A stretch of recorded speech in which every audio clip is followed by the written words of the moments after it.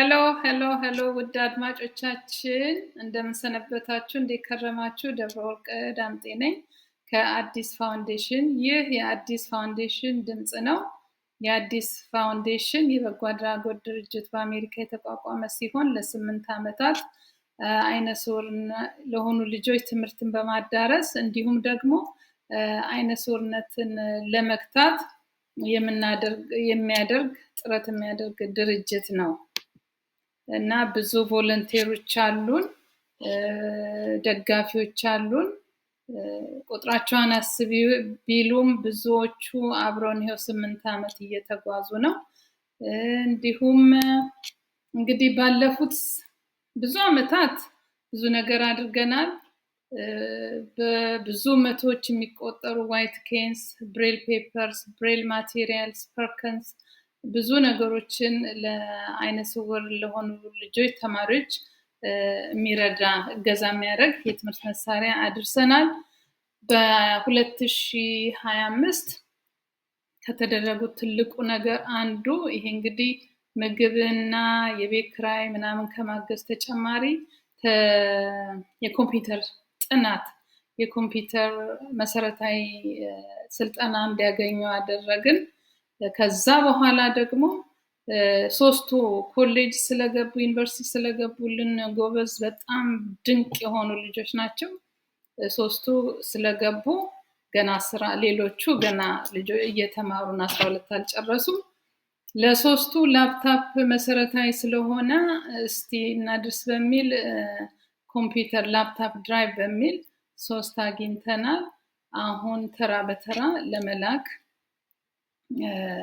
እያሰብን ነው። አሁን የመጀመሪያው አዲስ አበባ ደርሶ ይሄው እንደምታዩት እዚህ ጋር አዲስ አበባ ደርሷል። ከዛ ለልጆች ውስጥ ደግሞ ሲደርስ እናስታውቃቸዋለን።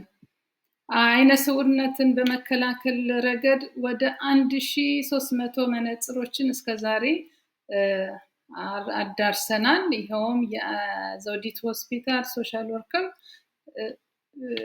የአቅም የሌላቸውን በመምረጥ እደላው እንዲከናወን እያደረጉልን እየረዱ ነውና በጣም የተቀነባበረ ፕሮግራም ነው።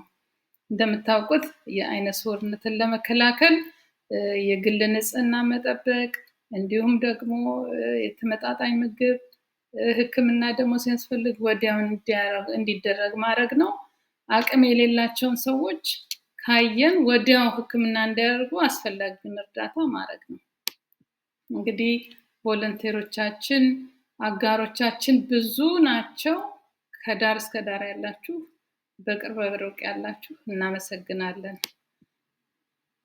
እንግዲህ ወደፊት ደግሞ የተለያዩ ፕሮግራም ቢኖረንም እጃችን ፋይናንሻል ቻሌንጅ አለ።